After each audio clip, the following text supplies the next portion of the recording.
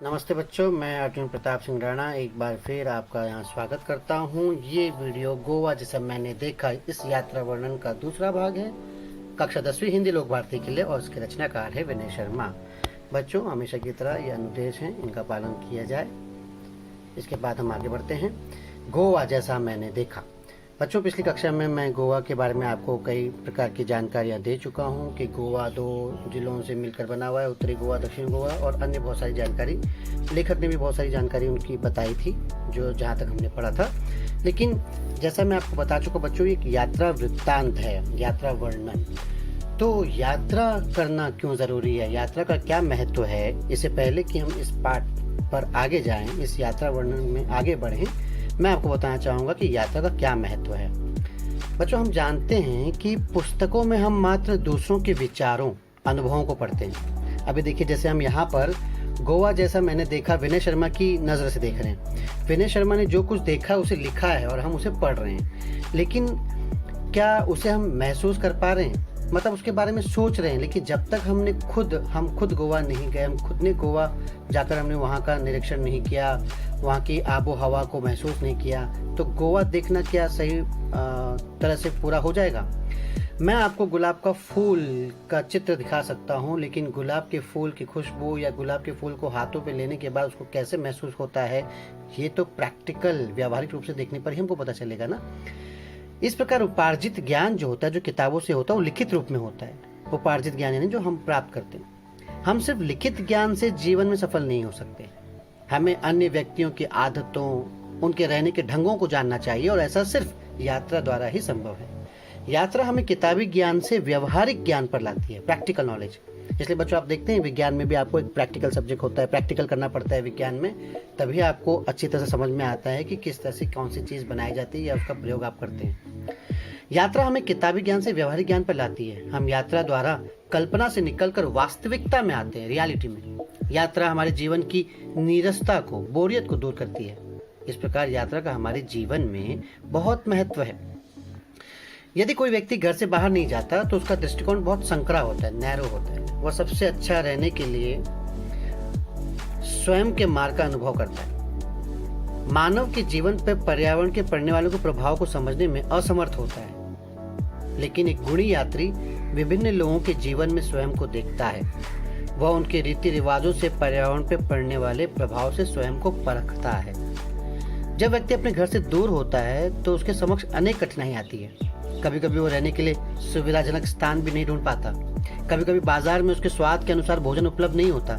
किसी अवसर पर वह व्यक्तियों से मिलता है तो उनकी भाषा समझ पाने में असमर्थ रहता है। वो निस्सहाय अनुभव करता है, और उसके सारे रुपए खर्च हो चुके होते तो वह स्वयं को बड़ी कठिनाई में पाता है। जब वो ऐसी समस्याओं का सामना करता है तो फिर उसका व्यवहारिक ज्ञान काम आता है बच्चों। वो प्रत्येक नई कठिनाई का हल ढूंढता है और ढूंढ निकालता है। यह अध्ययन पुस्तकों के अध्ययन से अधिक मूल्यवान होता है। आप समझ बच्चों, यात्री को हमेशा सतर्क रहना पड़ता है, और यात्रा हमें नवीन परिस्थितियों से सामंजस्य स्थापित करना सिखाता है। हमें स्वयं को नवीन स्थितियों में डालना आना चाहिए। हमें अपनी समस्याओं का सामना करना आना चाहिए, और ये सब हमें यात्रा सिखाती है। यही यात्रा की सबसे महान विशेषता है।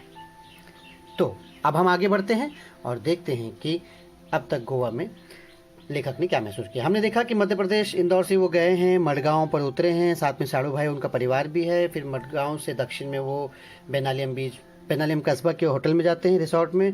फिर वहाँ से वो बेनालिया रिसोर्ट बीच की तरफ जाते हैं। वहाँ देखते हैं बड़ा मनोरंजन दृश्य है, और बच्चे घर बना रहे हैं। वहाँ की शाम बहुत अद्भुत है। अब उसके आगे क्या होता है, आगे हम बढ़ेंगे। उसके बाद अगले दिन हमने बस से गोवा घूमने की योजना बनाई। वैसे घूमने फिरने के लिए यहाँ बाइक आदि किराए पर मिल जाती है, और उन पर ही घूमने का मजा भी आता है। लेकिन बच्चों के कारण हमने बस से जाना मुनासिब समझा। मुनासिब यानी उचित। बच्चों देखो, ये जानकारी है। जैसे हम गोवा जाने की योजना बना रहे हैं, तो लेखक की इस यात्रा वर्णन से हमको एक महत्वपूर्ण जानकारी मिली है कि वहाँ पर बाइक किराए पर मिलती है। यानी आप कहीं घूमने फिरने जाते हैं गोवा में, तो आप बाइक से जा सकते हैं। तो देखिए, यात्रा वर्णन पढ़ने से ये बहुत फायदा होता है हमको। पहले से हमको कई जानकारी मिल जाती है। बट लेखक कह रहे हैं कि उन्होंने बाइक नहीं ली, वो बच्चों के कारण बस से जाना मुनासिब समझा क्योंकि बस ज़्यादा सेफ था। यहाँ सी फूड की अधिकता होने के कारण शाकाहारी पर्यटकों को सुस्वादु भोजन की समस्या से दो चार होना पड़ता है। ये भी एक नई जानकारी बच्चों। अगर आप शाकाहारी हैं तो आप ये जान लीजिए कि गोवा में आपको शाकाहारी भोजन आसानी से नहीं मिलेगा क्योंकि यहाँ सी फूड यानी समुद्री भोजन ज़्यादा मिलता है। काफ़ी भटकने के बाद अच्छा भोजन मिल गया तो समझो किस्मत, और जेब तो ढीली हो ही गई। मतलब आसानी से वहाँ पे आपको वेज खाना नहीं मिलेगा, और अगर मिल गया शाकाहारी खाना तो वो महंगा होगा। ये समस्या हमें पहले से पता थी, लेखक कह रहे हैं। इसका मतलब लेखक भी समझदार यात्री हैं जो कहीं जाने से पहले वहाँ की जानकारी निकाल लेते हैं। लेखक को पता था कि वहाँ ऐसा हो सकता है। आपको भी पता होना चाहिए, जब आप कहीं जा रहे हो तो उसके बारे में पहले जानकारी निकाल दें तो आपको होने वाली कठिनाइयों से, भविष्य में होने वाली कठिनाइयों से आप बच सकते हैं। लेखक ने भी यही किया। ये समस्या हमें पहले से पता थी, उनको ये पता था कि वहाँ पे शाकाहारी भोजन मिलना आसान नहीं है, इसलिए हम अपने रिसोर्ट के स्यूट में उपलब्ध किचन में ही भोजन करते थे। अब सबसे पहले हम अंजुना बीच पहुंचे। देखिए बच्चों, बेनालिया बीच हो चुके थे वो, अब वो अंजुना बीच गए हैं। गोवा में छोटे बड़े करीब 40 बीच हैं, लेकिन प्रमुख 7 या 8 हैं। 40 बीच, लेकिन महत्वपूर्ण जो इनमें बड़े बड़े जो है 7 और 8। अंजुना बीच नीले पानी वाला, पथरीला, बहुत ही खूबसूरत है। देखिए बच्चों, नीला पानी वाला लेकिन पथरीला। इसकी एक और लंबी सी पहाड़ी है जहाँ के बीच का मनोरम दृश्य दिखा जा सकता है। आप देख रहे बच्चों, पहाड़ी के किनारे बसा हुआ है। समुद्र तक जाने के लिए थोड़ा नीचे उतरना पड़ता है। नीला पानी काले पत्थरों पर पछाड़ खाता रहता है। पानी ने काट काट कर इन पत्थरों में कई छेद कर दिए हैं, जिससे पत्थर कमजोर हो गए हैं। बताओ बच्चों, मजबूत पत्थर पानी की मार से कमजोर हो गए हैं, उसमें कई जगह छेद हो गए हैं। कमाल की बात है। ये भी एक शिक्षा हमको मिलती है कि किसी चीज़ के पीछे हम जब पड़ जाते हैं तो बड़ा से बड़ा चट्टान भी हो ना, वो भी हमारे सामने से हट जाता है। बड़ी से बड़ी मुसीबत भी हट जाती है अगर हम उसके पीछे पड़ जाएं। साथ ही समुद्र के काफ़ी पीछे हट जाने से कई पत्थरों के बीच में पानी भर गया है। इससे वहाँ काई ने अपना घर बना लिया है। काई बच्चों, वो जो गीलापन हरियाली जैसा होता है जिसमें फिसलने का डर रहता है। फिसलने का डर हमेशा लगा रहता है, लेकिन संघर्षों में ही जीवन है, इसलिए यहाँ घूमने का भी अपना अलग आनंद है। यहाँ युवाओं का दल तो अपनी मस्ती में डूबा रहता है, लेकिन परिवार के साथ आए पर्यटकों का ध्यान अपने बच्चों को खतरों से सावधान रहने के दिशा निर्देश देने में ही लगा रहता है। आप जानते हैं बच्चों, जो माता पिता होते हैं उनको अपने बच्चों की ज़्यादा चिंता होती है, इसलिए उनका सारा ध्यान इस बात पर लगा होता है कहीं बच्चे पत्थर में फिसल ना जाएं, गिर ना जाएं, पत्थरों के छेद में उनके पैर न चले जाएं, उन्हें चोट न लग जाए। ये सारी बातें मैंने देखा कि समुद्र किनारा होते हुए भी बेनालिया बीच तथा अंजुना बीच का अपना अपना सौंदर्य है। अब लेखक यहाँ पे तुलना कर रहे हैं, बेनालिया बीच जो उन्होंने पहले देखा था और अब अंजुना बीच। क्या तुलना होती है इनमें, देखिए कंपैरिजन। बेनालियम बीच रेतीला तथा उथला है। उथला मतलब बच्चों कम गहरा, वहाँ का पानी कम गहरा है। यह मछुआरों की पहली पसंद है। सीधी सी बात है, पानी कम गहरा है इसलिए मछुआरे वहाँ आसानी से जाकर मछलियाँ पकड़ पाते हैं। यहाँ सुबह सुबह बड़ी मात्रा में मछलियाँ पकड़ी जाती हैं, लेकिन मज़े की बात है कि इतनी सारी मछलियाँ स्थानीय बाजारों में ही बेची जाती हैं। इनका निर्यात बिल्कुल भी नहीं होता। ये बड़ी बात है बच्चों कि यहाँ जो मछली पकड़ी जाती है मछुआरों द्वारा, वो उसको एक्सपोर्ट नहीं करते। सारा का सारा माल यहीं बिक जाता है या यहीं बेच देते हैं स्थानीय बाजारों में, बाहर नहीं जाता। इसका निर्यात बिल्कुल नहीं होता। इसके विपरीत अंजुना बीच गहरा और नीले पानी वाला है। यहाँ यह बॉलीवुड की पहली पसंद है। देखिए बॉलीवुड की यहाँ कई हिट फिल्मों की शूटिंग होती है। नीले पानी वाला है और सौंदर्य से युक्त है, इसलिए बॉलीवुड की यहाँ शूटिंग होती है। तो दोनों बीच व्यावसायिक हैं, पर मूल अंतर व्यवसाय की प्रकृति का है। मतलब बिजनेस पॉइंट ऑफ व्यू से दोनों बीच हैं, लेकिन दोनों का जो अंतर है, डिफरेंस है, अलग है। वहाँ मछली पकड़ने का काम आता है, यहाँ शूटिंग काम आता है। इसके बाद हम लोग दिन भर पणजी शहर देखते रहे। पणजी बच्चों गोपाल की राजधानी, माफ करना, गोवा की राजधानी। घूम फिर कर शाम को हम कलिंगवुड बीच पहुंचे। ये तीसरा बीच कलिंगवुड, ये काफ़ी रेतीला तथा गोवा का सबसे लंबा बीच है जो 3 से 4 किलोमीटर तक फैला है। 3 से 4 किलोमीटर बच्चों, सोचो कितना बड़ा होगा। यहाँ पर्यटक बड़ी संख्या में आते हैं। सीधी सी बात है, बहुत बड़ा है इसलिए बड़ी पर्यटक संख्या भी होती होगी। यही कारण है कि यह स्थानीय लोगों के व्यवसाय का केंद्र भी है। मतलब छोटा मोटा बिजनेस यहाँ के लोकल लोग यहाँ करते हैं। दुकानें होंगी, रिसोर्ट होंगे, बाकी चीज़ें होंगी आप जो देख रहे हैं। यहाँ कई प्रकार के वाटर स्पोर्ट्स होते हैं, जिनमें कुछ तो हैरत अंगेज यानी आश्चर्यजनक, जिन्हें देखने में आनंद आता है। आप भी अपनी रुचि के अनुसार हाथ आजमा सकते हैं। मैंने कई खेलों में हिस्सा लिया, लेकिन सबसे अधिक रोमांच पैराग्लाइडिंग में आया।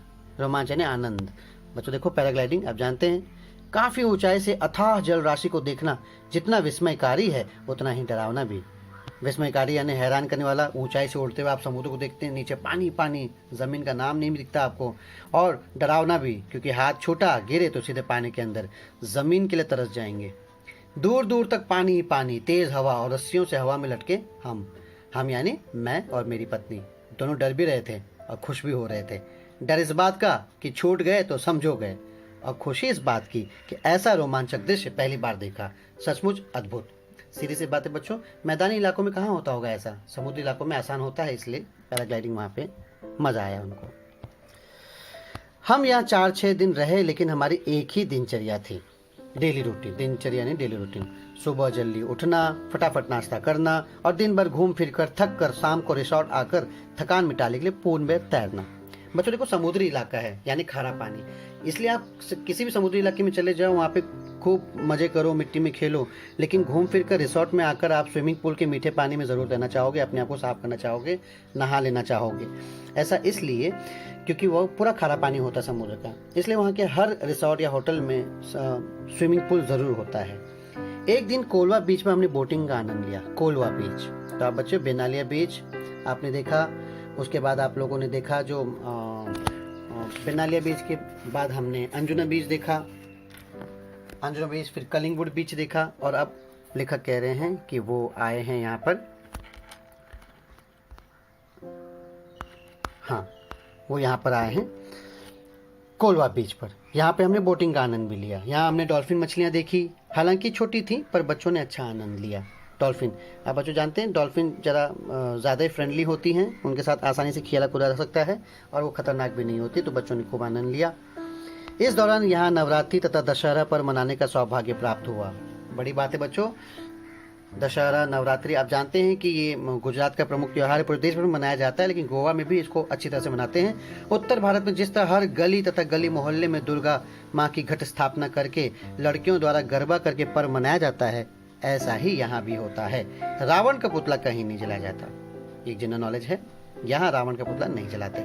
सुबह से लोग अपने वाहनों की सफाई करके उनकी पूजा करते हैं और शाम को भगवान की एक पालकी मंदिर ले जा जाती है। इसके बाद एक पेड़ विशेष की पत्तियां तोड़कर लोग एक दूसरे को देकर बधाई देते हैं। आपने देखा होगा बच्चों, महाराष्ट्र में, मुंबई में भी वो सोने की जो एक पौधा है, पेड़ है, उसकी पत्तियों को सोने का पत्ती कहते हैं, वो देकर हम बड़ों का आशीर्वाद भी लेते हैं, एक दूसरे को बधाई देते हैं। वही है, सबकी अपनी अपनी सांस्कृतिक परंपरा है, कल्चरल ट्रेडिशन। इतने कम दिनों में मैं गोवा को पूरा देख समझ तो नहीं पाया। कैसे समझेंगे बच्चों, पूरी ज़िंदगी भी कम पड़ जाती है किसी जगह को देखने समझने के लिए, लेकिन फिर भी थोड़ी बहुत जानकारी जो मिल गई यात्रा से, बड़ी बात है। समझ तो नहीं पाए पर इतना ज़रूर समझ गया कि पश्चिमी फैशन और सभ्यता में रचा बसा होने के बावजूद यह भारतीय संस्कृति को पूरी तरह से आत्मसात किए हुए है। पश्चिमी फैशन यानी वेस्टर्न कल्चर, वेस्टर्न कल्चर यहाँ पे आपको बहुत दिखाई देगा, लेकिन बच्चों लेकर ये भी कह रहे हैं कि भारतीय संस्कृति भी यहाँ पे पूरी तरह से रसी बसी हुई है। पर्यटक फैशन के रंग में कुछ देर के लिए भले ही स्वयं को रंग कर चले जाते हों, लेकिन स्थानीय लोग अपनी सांस्कृतिक परंपरा की उंगली अब भी पकड़े हुए हैं। यानी यहाँ के जो स्थानीय लोग हैं उन्होंने अपने कल्चर को, अपने देश की संस्कृति को संभाल कर रखा हुआ है। तो बच्चों इस तरह से हमारा ये पाठ, ये यात्रा वर्णन यहाँ पे खत्म होता है। अंतिम रूप से मैं आपको बताऊं, इसको समराइज करूं, सार ये है कि इस यात्रा निबंध में लेखक विनय शर्मा जी ने भारत के पश्चिमी तट पर बसे गोवा की प्राकृतिक सुंदरता, वहाँ के लोगों की जीवन शैली, त्योहारों तथा समुद्र तटों का मनोहारी चित्रण किया है। यहाँ के समुद्र तट पर्यटकों के आकर्षण के केंद्र बिंदु है। पश्चिमी फैशन के साथ अपने आप को ढालते हुए भी गोवा अपनी भारतीय परंपरा और सभ्यता को नहीं भूला। तो इस तरह से हमारा ये निबंध, यहाँ यात्रा वर्णन समाप्त होता है। बच्चों आपको कैसा लगा बताइएगा, अच्छा लगा तो लाइक सब्सक्राइब भी कीजिएगा। धन्यवाद। अगली कक्षा में इससे संबंधित प्रश्नोत्तरी पर हम ध्यान देंगे। फिर मिलते हैं।